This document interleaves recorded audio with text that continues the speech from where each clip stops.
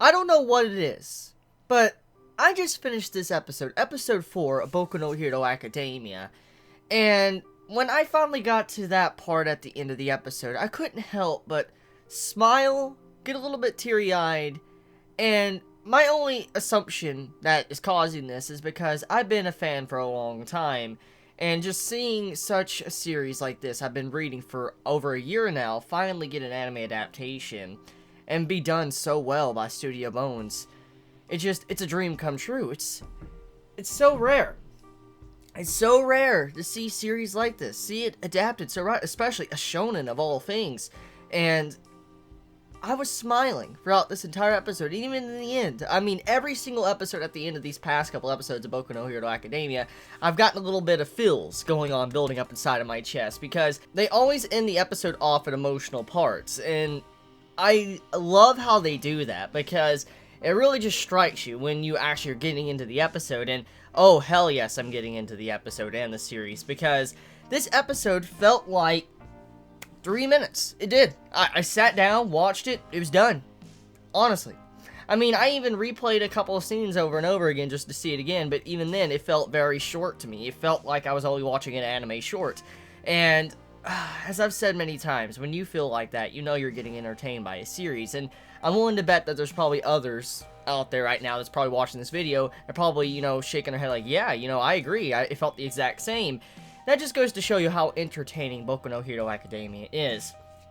Now, this episode, it has so many good points about it I want to talk about, but the first one I want to talk about is the, I guess, damage that Izuku got from One For All. When he used his quirk for the first time, after obtaining it from All Might, he damages himself. And the damage that Studio Bones shows in this episode was leaps and bounds way beyond what I expected. For instance, when I read the series, and I still read the series to this date, I've seen some damage from One For All on Izuku damaging his body, but this scene, it gave it so much more life when he actually damaged his body. It really shocked me of how much damage he got, because see, when you're reading a manga and you're looking at the panels, you could see a character all bruised and beat up, like their skin's like discolored and stuff, because they have probably hurt their body to the point where they probably can't use that limb anymore.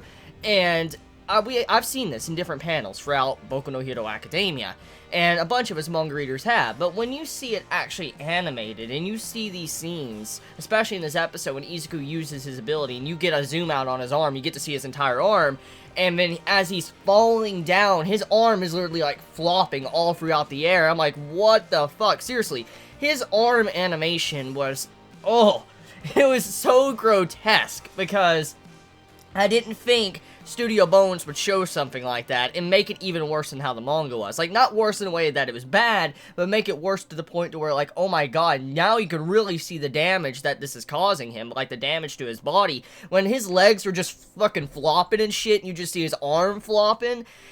Oh, it's so disgusting looking, but it actually gives us a very good information about Boku no Hero Academia's anime, and that is that there's going to be a lack of censorship. Now, of course, Japan has to censor some things, obviously, but when it comes to a lot of the key scenes, especially something like this, I expected them to censor, or not actually improve the scene and make it look more grotesque, but they actually went above that and made it look disgusting, and I like that. I really do. So, Studio Bones is living up to their name of Studio Bones. For instance, the bones breaking and shit, both legs broken, an arm broken on Izuku, they're living up to their name, Studio Bones. They had to make sure those bones cracking looked pretty damn amazing in this episode. But all jokes and giggles aside, I gotta say, seeing that alone lets me know that there's probably gonna be slight less censorship than normal when it comes to this series, and that means we will get some really good scenes in the future, especially towards the end of the season of Boku no Hero Academia.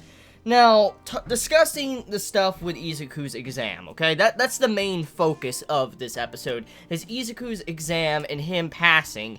And like I already said, the ending part of this episode was really emotional, because Izuku is already face to face with a loss. Like, he thought he was already done.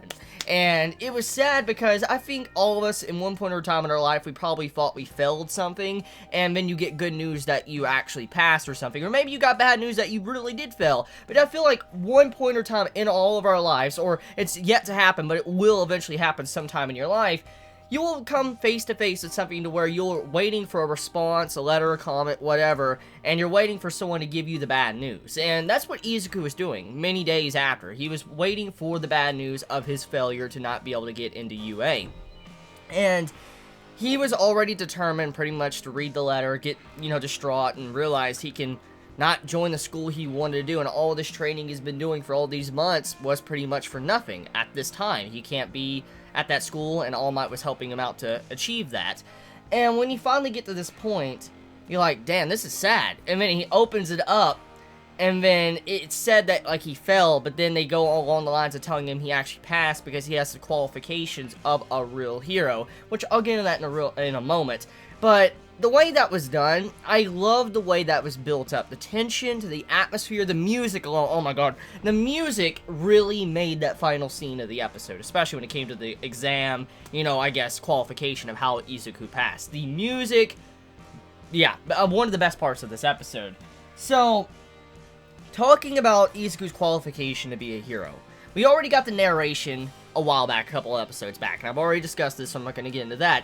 But Izuku, he displayed qualities of a true hero in this episode. He's done it already once, but he did it again. Let me show an example from the past. What he did with Bakugo. When no other hero decided to step in, help out Bakugo, they're like, my quirk doesn't work in this situation, so I want to sit back and watch this kid get murdered. But this kid that's quirkless rushes in to try to save someone, and he's at the most disadvantage. He at the very least does something. And that showed qualities of a true hero. Someone that's willing to sacrifice anything to be able to save someone, to protect that person in front of them, and try to reach out and help them. And that's what he tried to do. And that's once again what Izuku did in this episode. He showed qualities of a hero. Ochiko was trapped under rubble, couldn't even move, and you had it to where he was looking at her, and everybody's running away. Like, you see this, like, little narration popping up, and it says, you will find out the true qualities of a person, for instance, how they really are in the face of something like this, or great fear. And that was a beautiful way to kind of summarize that moment. For instance, when someone is faced with a life or death situation, if they are going to die, and, like, let's say you're looking at someone incredibly powerful. Like, I want to use an example from One Punch Man. Let's say Lord Boros, okay? You're looking at someone like that, and then you're someone that's weak and quirkless. You're probably going to be shitting a fucking brick. Golden bricks, probably. You're going to be shitting bricks. And you're probably going to want to fucking run. But a true hero, if they see a person right there trapped, can't move, and you're there, you see it, you visually see this person right in front of you, and you know about it, but then you turn your back on this person, you're like, fuck you, and start running away, you know what type of person you are. You're a scumbag, pretty much. You're trying to save your own ass instead of trying to help others. And everybody else is pretty much just running away, leaving Ochiko by herself. But even then, they didn't get the bigger picture. You had to look at this as if this was a real crisis. It was a mock city, a mock battle. And so you have to look at this as if this was a real war zone going on. For instance, villains coming in, destroying the city. The 0 point creature, the monster, or the villain, even though it was worth nothing, let's look at it as if it was real. That thing wandering around, destroying buildings, causing that devastation, if you had the power to do something, would you do something? Or, oh, I don't get any credit from this, so I'm just gonna say, go on, kill as many people as you want until you are actually worth something, and then I'll go stop you. That, you get the logic there. So Izuku, he did something out of his way that he normally wouldn't need to do, but he did it to save another. He was showing that he was a hero. There you go. Best way to summarize the rescue points. Now, Ochiko 2, I love the Moe Ochiko throughout this episode. I've been waiting for her to be animated for a very long time. Oh my god. Now, I know there's a lot of different fanboys of different female characters in Boku no Hero Academia. I'm not going to spoil anything anime onlys, do not worry. But there's quite the fan base for, you know, different female characters. And there's two that are mainly always competing with each other. And I'm fine with all of the best girls of the series. But I'm a big fan of Ochako. And seeing her animated in this episode, oh my god, I was just loving that so much. She was so best girl. She was fucking puking rainbows. GG. So, episode overall, I'm satisfied. I am personally satisfied with this episode. Animation on point, especially when it came to the bone-breaking scene.